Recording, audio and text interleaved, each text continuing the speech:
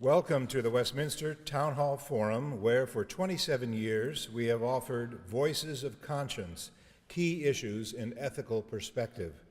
My name is Tim Hart Anderson. I'm the senior minister at Westminster Presbyterian Church, located on Nicollet Mall in beautiful downtown Minneapolis, and moderator of today's forum.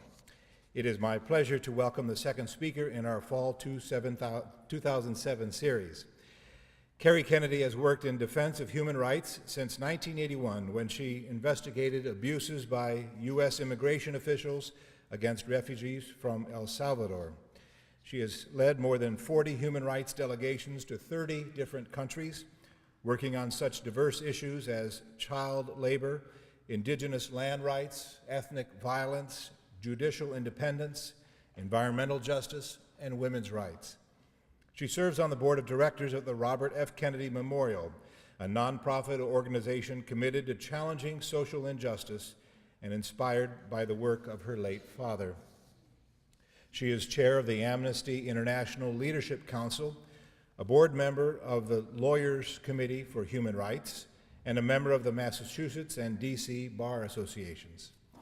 Her acclaimed book, Speak Truth to Power: Human Rights Defenders Who Are Changing Our World, features interviews and photo portraits of human rights activists who have dramatically changed the course of events in their communities and in their countries, including Elie Wiesel, Desmond Tutu, Marian Wright Edelman, and Jose Horta Ramos, all of whom have spoken here at the Westminster Town Hall Forum. In this time of growing cynicism about public service, Kerry Kennedy's life and work exemplify for all generations the fundamental principle that, in her words, we must be responsible for those who suffer. Ladies and gentlemen, please join me in welcoming to the Town Hall Forum, Kerry Kennedy.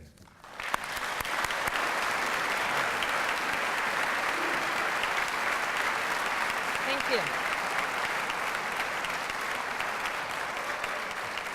Thank you very much. It's great to be back in Minneapolis. I was just here last week when we opened Speak Truth to Power at the Children's Theater.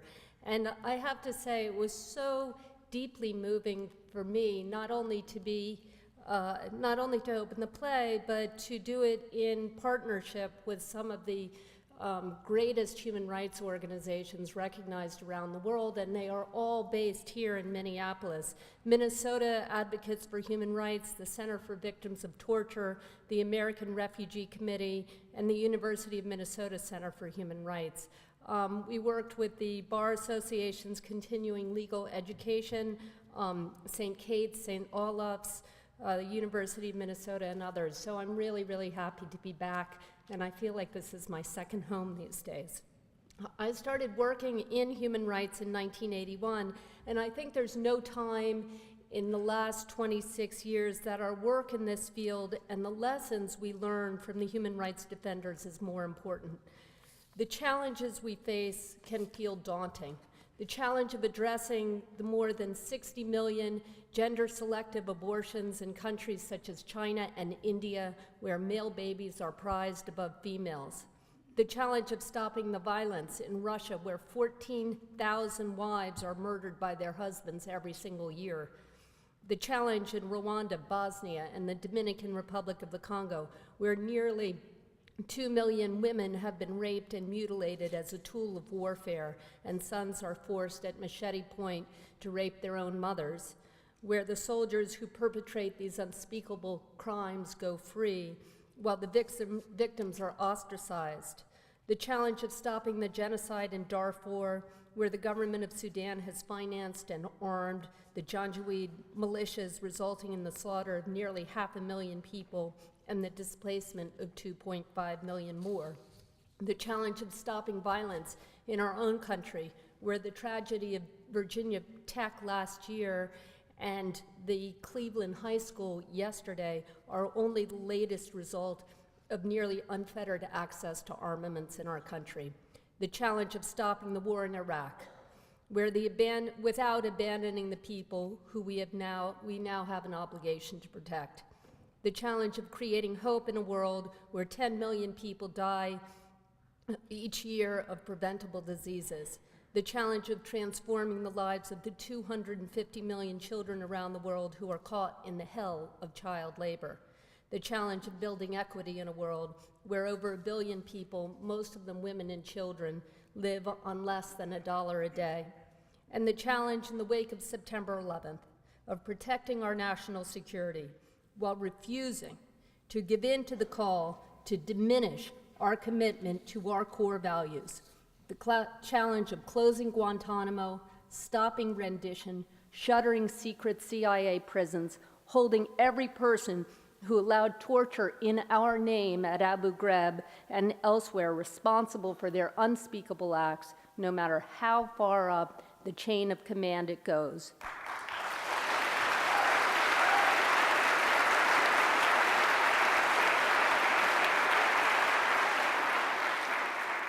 Throwing out secret evidence and demanding the Geneva Conventions be respected. The United States is the richest and most powerful country on earth, the only superpower in the globe, and yet we do not feel secure. In many fundamental ways, our boat has been rocked by a series of powerful waves which have shaken our faith in the very institutions upon which our civil society is based. Politically, we have seen 2 presidents face impeachment. Our government failed to protect us from the terrorist attacks on September 11th and failed to grapple with the devastation of Hurricane Katrina. Our insurance industry then failed to keep their promises and repay the victims of that terrible storm. Our financial institutions have been rocked by scandals in the savings and loan industry, at Enron, WorldCom, and more recently, the mortgage crisis, where millions of Americans now face losing their very homes. The pedophile scandal at the Catholic Church not only undermined faith in the church leadership, but as the church pays out tremendous settlements, its role as the largest provider of healthcare, education, and anti-poverty programs, second only to the federal government, is jeopardized, putting the most vulnerable at additional risk. Our usual escapes to Hollywood has found some of the most recognizable stars addicted to drugs and alcohol, while our sports heroes reveal their abuse of steroids. And then global warming threatens the very future of our planet, and our leaders seem unable or unwilling to make the tough decisions to head off certain disaster. The American economy is based on investment in the future, and history shows that when Americans are scared, they don't invest, putting our economy and therefore the worldwide economy at serious risk. Our institutions, political, financial, spiritual, have failed us. We can no longer pass off our future to our traditional leaders. The message is clear. Each one of us must take responsibility ourselves for molding our collective future. As a nation, we have never experienced the overwhelming threat nor felt the fear and anguish about the future that we must confront today. So this is a time to look to people from our own country and around the world who know what it is to face terrifying danger and react with confidence, integrity, moral courage, and effectiveness. I started working in human rights, as you heard, 26 years ago, as a sophomore in college, as an intern at Amnesty International in Washington, D.C. I was assigned the task of documenting abuses committed by U.S. immigration officials against refugees from El Salvador. Beyond my particular assignment, I learned of refuseniks in Russia, anti-apartheid leaders in South Africa, democracy activists in Chile. The cause was compelling. The enemy was dangerous and powerful. But I found myself surrounded by Davids who, with little more than the slingshots of their hearts and nerve and sinew to support them, stood up against a world full of Goliaths. Looking back, it seems like the angels prevailed. Military dictatorships ruled throughout Latin America. Today, the only one left standing is Castro in Cuba. At the time, communism dominated Eastern Europe. Today, there's not a communist tyrant left standing. At the time, South Africa suffered under the agony of apartheid. Today, South Africa has enjoyed several freely elected governments elected by a majority of their people. At the time, the leading human rights defender from South Korea was enforced to exile in Boston, having been told by his government that should he return to his country, he would be assassinated. A few years ago, that same exile, Kim Dae-jung, now President Kim Dae-jung, won the Nobel Peace Prize for opening up talks with North Korea. And at the time, women's rights were not on the international agenda. Today, CEDAW, the Women's Rights Convention, has been ratified by 182 nations, but not our own, so there's still a ways to go. All of these changes came about not because governments wanted them to. In fact, in almost every case, governments tried to stop them. And not because great militaries wanted them to. In fact, in almost every case, great armies tried to stop them. And not because enormous multinational corporations wanted them to. In fact, in almost every case, multinational corporations tried to stop them. But because people with few resources behind their own determination fought for human rights. Individuals created change. They harnessed the dream of freedom and they made it come true. And their efforts created a ripple effect, encouraging others, building a tidal wave which swept down some of the mightiest walls of repression. I spent 2.5 years traveling around the world and interviewing the most courageous people on earth. They risk imprisonment and torture and death for basic rights which most of us are lucky enough to take for granted. Again and again, they enter the mouth of hell in local communities and come face to face with unspeakable human agony. And while others respond with indifference or hand-wringing, they relieve suffering and save lives. Some are well known: Václav Havel, Elie Wiesel, His Holiness the Dalai Lama, Archbishop Tutu, but most are unknown beyond the borders of their countries. I asked people why they get involved when the chance of success is so remote and the personal consequences are so grave. What is the source of their courage? What is their hope for the future? Do they believe in God? The answers were deep and full of wisdom. It was Elie Wiesel, who survived the Holocaust as a child, who said, "My dream for the future is that your children won't have my past." And Archbishop Tutu, who said, "We don't have a God who says, 'Ah, gotcha.' We have a God who lifts us up and dusts us off and tells us to try it again." And to me, those are the two most important points about human rights defenders. On the one hand, they're trying to stop the offenses, and on the other hand, they have this great optimistic view of humanity. What started out as a survey of the human rights situation around the globe quickly became a spiritual journey about the best humanity has to offer, even under the worst of circumstances. I'd like to share with you encounters with a few of the defenders from Speak Truth to Power, which clarified my thinking and inspired my work. The first person I want to talk to you about is a woman called Juliana Dogbazi. And Juliana is from Ghana. When she was, before she was born, her grandfather stole about $2 worth of goods from a woman on the street. And he was caught, and he denied it. And the woman cursed him. And people in his family started to get sick, and some of them started to die. So he went to the local soothsayer, and he said, "What should I do?" And the soothsayer said, "You have offended the gods, and so you have to sacrifice a virgin." So the guy does something wrong, and the girl gets sacrificed. A few years later, he died, but his daughter was pregnant. And from the moment Juliana was born, everybody in her community knew she was the virgin to be sacrificed. And when she was 7 years old, her parents took her to a kind of a harem. And she was not allowed to contact her family. She was never allowed to go home. Her clothes were taken from her. She was just given a sheet to wear. And she worked 14-hour days, 7 days a week, and she was never paid a penny. When she was about 12 or 13, she was raped for the first time. And after that, she was available to this man who ran the harem 24 hours a day, 7 days a week. When she was about 21, she strapped one of her children, her youngest baby, who came from one of the rapes, to her back, and her other child, whose name was Wonder.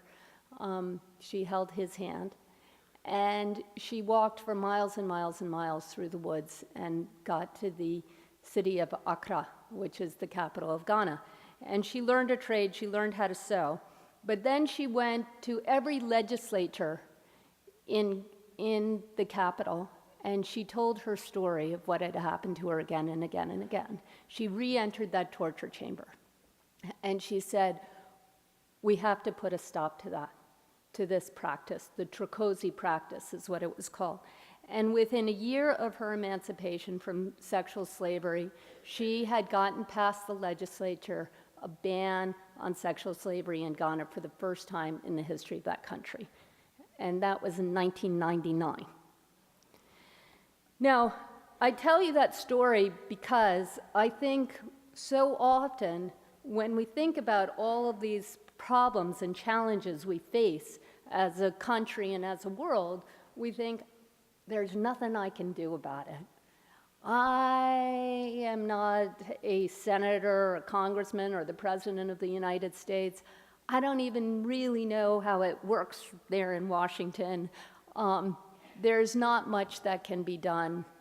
I'm just going to turn on my television, take care of my kids, and try and get my work done, which is enough of a challenge for the day. But with Juliana is a woman who never stepped foot inside of schoolroom after she was 7 years old. And I asked her what kept her going, and she said, I couldn't think about why I can't. I just had to keep thinking about all those women left behind me. And I kept saying to myself, I must. And so we need to gather that sense of I must, because the people in this room and the people lucky enough to listen to a radio here in the United States of America have so much, far more resources and capacity to create change than other people around the world do. So that is the story of Juliana. I want to also talk to you about a fellow called Kofi Woods from Liberia. And Kofi was he started the Catholic radio station under Taylor, when Taylor was the dictator there. And that became the only voice of dissent, the only voice of opposition to the Taylor regime.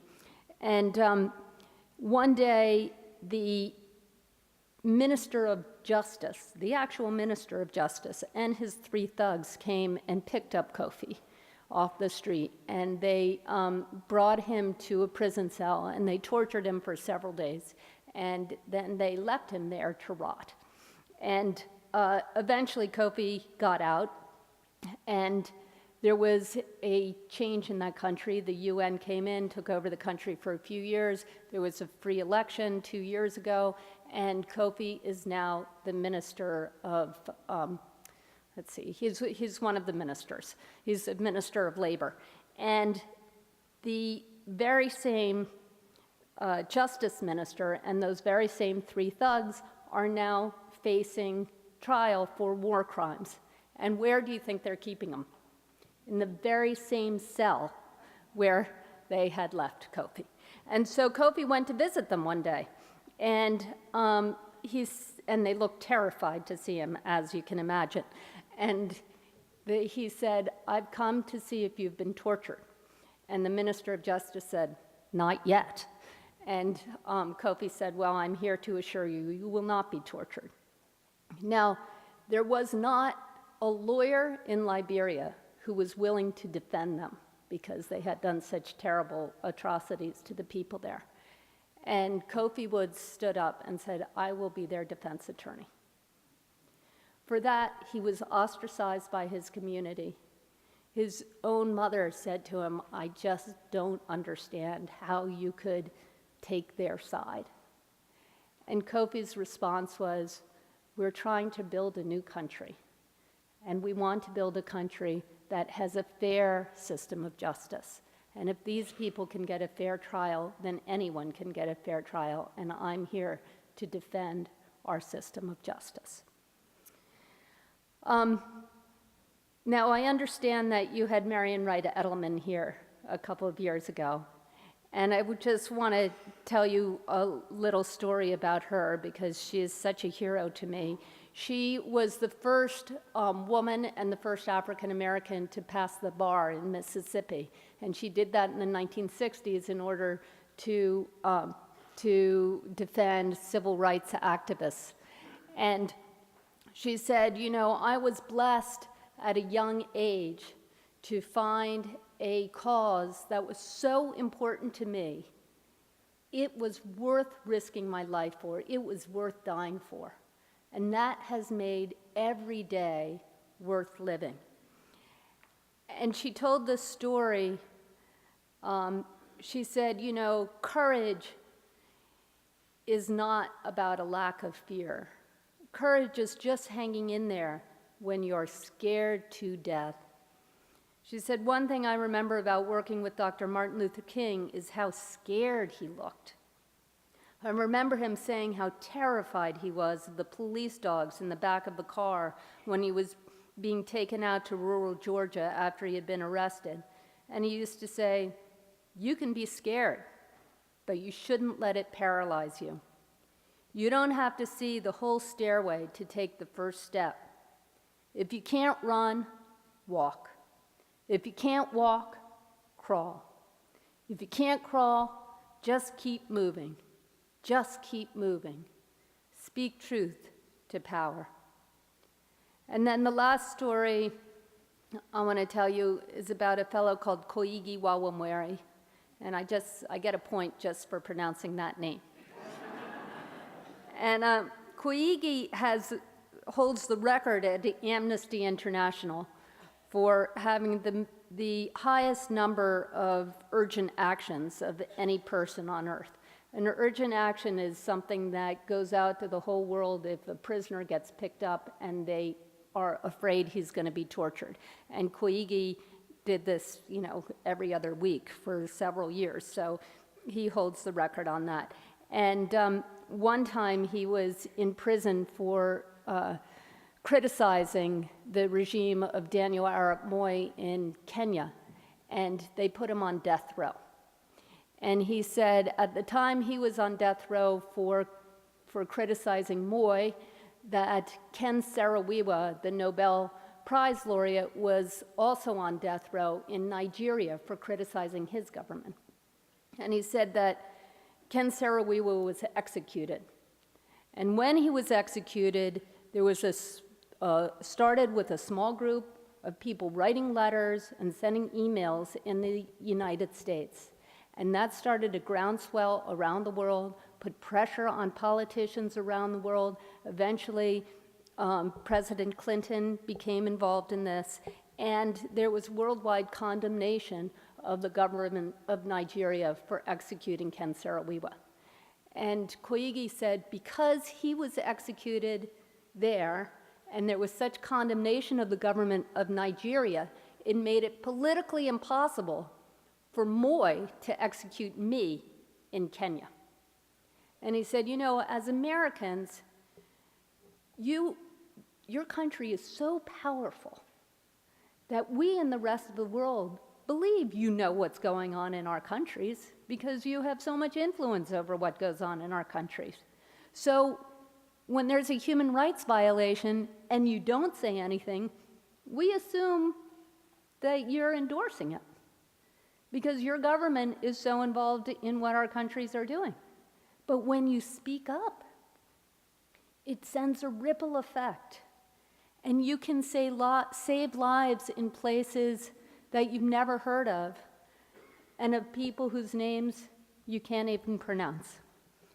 So I think that as Americans we have a special duty to be aware of what's going on and to be outraged by injustice and to speak up when we see something that's not fair.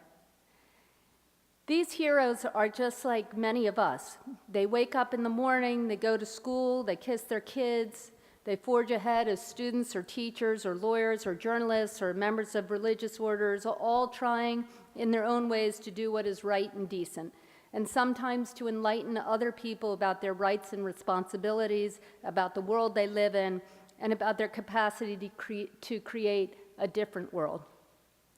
Their work is founded on an immutable principle of fairness. It appeals to the good side, the generous side, the instinct for justice, the instinct that says we can make a difference no matter how insurmountable the problems may seem. And that same impulse engages us in the struggle for human rights that echoes the ancient Greeks, who believed it was ennobling to take part in the life of the nation. It too is an appeal to the spirit. It is shared by all those who survive torture or abuse or go on to take up the cause of human rights, people like Digna and Juliana and Marian and Koigi and so many others around the world who have never given in to the forces of futility nor the temptation to violence. And they inspire us to embrace our beliefs and hold fast to our dreams. I grew up in the Judeo-Christian tradition where we painted our prophets on ceilings and we sealed our saints in stained glass. And standing in this room, his words really ring true. They were superhuman and untouchable. And so, in a sense, we were freed from the burden of their challenge here on earth. But these people are living, breathing human beings in our midst. And their determination and valor and commitment in the face of overwhelming danger challenges each of us to take up the torch for a more decent society. Today, we are blessed by certain people who are gifts from God, and they are teachers who show us not how to be saints, but how to be fully human. And I'd like to end with these lines from a poem by Langston Hughes. He said, "Oh, let America be America again, the land that never has been yet, and yet must be, the land where everyone is free, the land that's mine, the poor man's, Indians, Negroes, me, who made America, whose sweat and blood, whose faith and pain, whose hand at the foundry, whose plow in the rain must bring back our mighty dream again. We, the people, must redeem our land, the mines, the plants, the rivers, the mountains, and the endless plain, all the stretch of these great green states, and make America, America again." Thank you very much.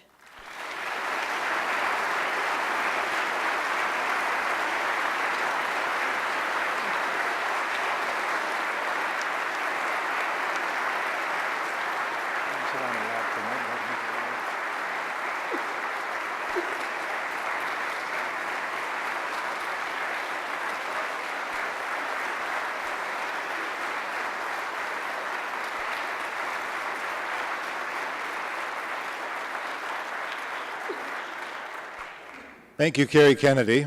You are listening to the Westminster Town Hall Forum, originating from Westminster Presbyterian Church on Nicollet Mall in downtown Minneapolis. I'm Tim Hart Anderson, Senior Minister at Westminster Presbyterian Church and moderator of the forum. Our speaker today is human rights advocate Kerry Kennedy. While the ushers collect questions from the in-house audience at Westminster, I'd like to thank the forum's many sponsors and supporters, especially the co-sponsor of today's event, the Institute for Global Citizenship at Macalester College.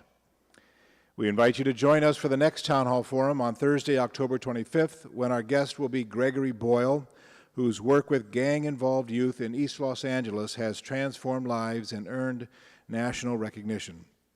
Additional information on upcoming forums is available online at ewestminster.org. And now, Kerry Kennedy, if you would return to the pulpit, I will present the questions from our audience. First question has to do with the role of forgiveness and reconciliation in the work in which you have witnessed in the search for human rights. Any comment on the Truth and Reconciliation Commissions around the world and the role of forgiveness? Yeah, I've talked to quite a number of people about this, and especially Archbishop Tutu, who, of course, thanks to St. Thomas, will now be appearing at St. Thomas.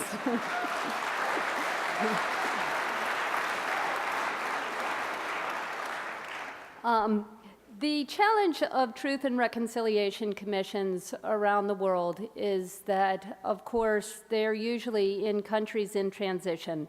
And so they are not, they're not everything everybody wants them to be or needs them to be, because they are always a negotiated settlement. The model, of course, is the Truth and Reconciliation Commission in South Africa. I've talked to a number of torture victims about reconciliation and about forgiveness. And one of them put it this way. He said, you know, actually, let me just tell you this story first. There was a survey of torture victims around the world. This is a while ago, maybe 15 years ago. And they asked victims of torture whether they forgive their torturers. And inevitably, the victims themselves were the first to forgive. And their families were less willing. And their communities were least willing to forgive and most demanding of justice. And I think in some ways that's because God endows those who have suffered profoundly with profound wisdom. And I talked to one of those torture victims about it, and he said, you know, if you hold your anger with you, then you are paralyzed by it. And there's nothing else that you can do with your life, so you kind of have to let it go. And I thought that was, you know, very interesting and enormously courageous, and a pretty good lesson for the rest of us as we go through life in general. Questioner asks, I work with kindergartners through third graders in doing community service projects dealing with the environment and animal and human communities. Is there a way to talk to such a young group, these are kindergartners through third graders, such a young group about human rights abuses and issues? I think absolutely. You know, if you spend any time around children, you are going to hear them say, that's not fair. And that is really the basis. Everybody's nodding their heads in the audience here. That's really the basis of international human rights. We want things to be fair, and we feel angry when they're not fair. There are several things that you can do. One thing that I have done at home is we say a prayer when we eat food at night. Thank you, God, for this good food. Thank you for the hands that made it. So we have a long discussion. Who are the hands that made it? Well, what would it be like to be a farm worker? What would your life be like? Would you be able to go to school? How would you survive? Would you be protected? Would it be scary to be in a country where you don't have papers? What would happen to your family, et cetera? So I think there are those opportunities with children. And I'll tell you one experiment or game that I played with a third grade class recently, where we played musical chairs. Do you know how to play musical chairs? Okay, so we played musical chairs, and everybody went around, and then the last person got out, and I said, how did it feel to be excluded? And of course, the first kid who got out said, I hated being excluded, and I hated not being able to play, and watching everybody else be able to participate, and I couldn't. And then we did it again. This time, we took away the chairs, but we didn't take away the people. And so everybody continued to play, but they had to share first 20 chairs for 20 kids, then 19, then 18, then 17, and it was left with 20 kids trying to share one chair. And they had a wonderful time. And they all agreed that it was a much better experience to be working as a community with fewer resources than throwing each other out. So I think that that's one way to talk to kids.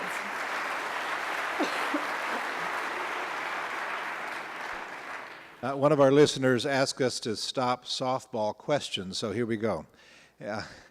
Taking us from the kindergarten to the Supreme Court. What is the effect of the Supreme Court ruling that rendition is permissible? I think that what the Supreme Court actually just this week refused to listen to a rendition case. So, and that was an awful shame for our country because it sends the signal around the world that our courts are refusing to be involved in it, and that the White House has the power to participate in what is clearly an illegal activity which goes against our very values as a country. I don't think that the Supreme Court has ruled that rendition is permissible, so I don't think that's quite correct, but they have refused to get involved with the seminal case on it, and that just happened this week. What impact have you seen on the perceived legitimacy of American voices speaking out for human rights, given the alleged abuses of human rights by the U.S. government in recent years? It's had a devastating impact to our work around the world. I think that that we are no longer able to condemn what other countries do, and our soldiers have been put in harm's way because if we are not complying with the Geneva Conventions to other people's soldiers, and when they pick up our soldiers, they can also fail to comply. So we've lost that capacity.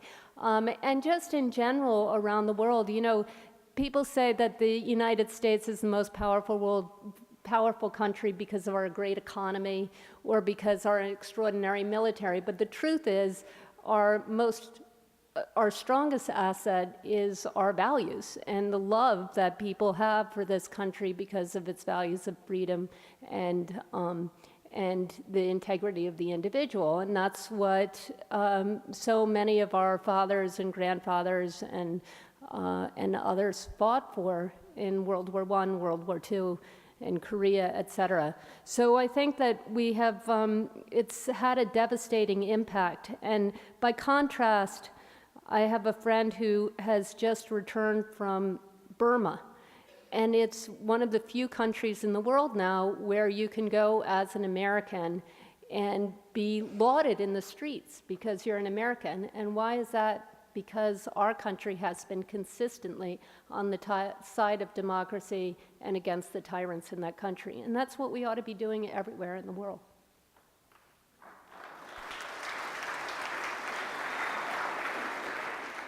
A question that follows up on that. Under this current administration, we have lost the power and prestige we once had in the world. Will we ever get it back so we can affect change in the world? What are the steps we need to take to recover that power and prestige? Okay, well, I think, you know, first of all, we have to, we've got a presidential election coming up. We need a new president. This president is incapable of redeeming our country.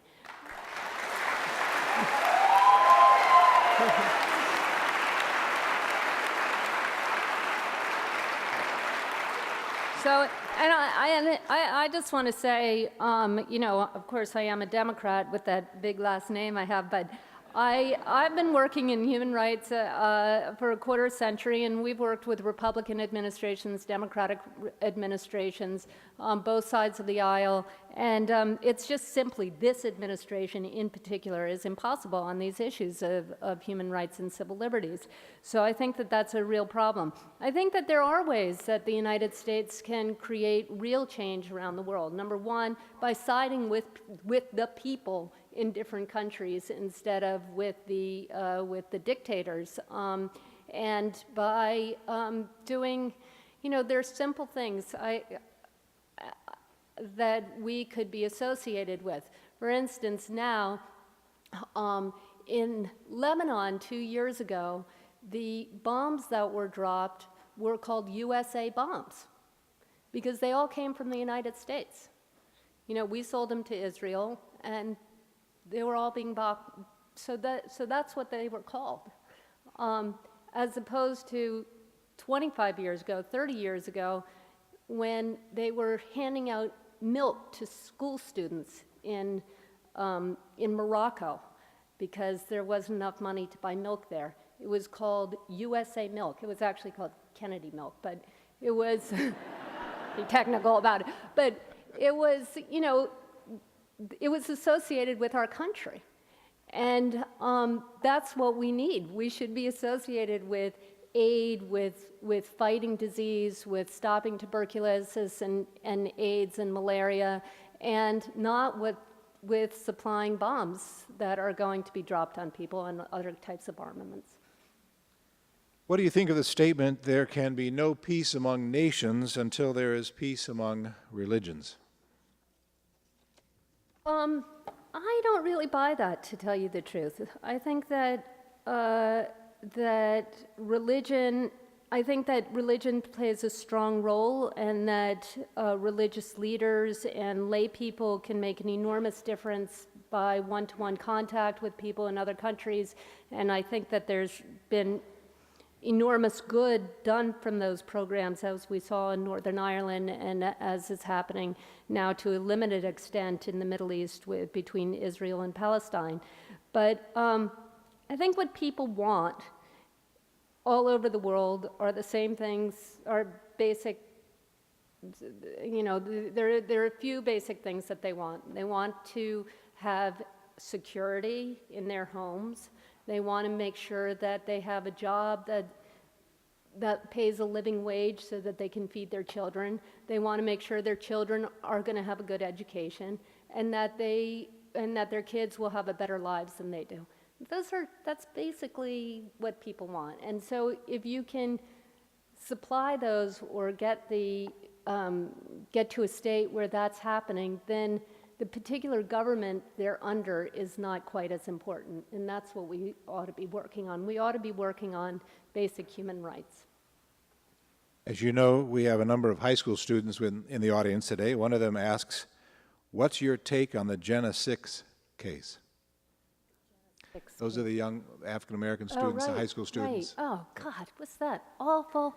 That was, it was so devastating, that case. And I have to say that the reaction of people across our country to come and march and to say that this was unacceptable and un-American and come to the aid of those African-American students was really very, very heartening. I thought that was, you know, and a lot of young people who participated in that march was extraordinary. You mentioned the recent local controversy about Archbishop Tutu not being permitted, then being invited at the end to speak at a university here. What does that instance or other instances you know of tell you about speaking truth to power? Well, I think it's, you know, it's controversial to speak truth to power, and it's hard. And people are scared of it. And so they don't want responsibility for it. And so they would rather just make it go away than try to confront this. But I think somebody with the integrity and the extraordinary history of resistance and peace and quest for justice as Archbishop Tutu is an example to all of us of how to do it right. And I'm just so glad that people in this town will get a chance to hear him.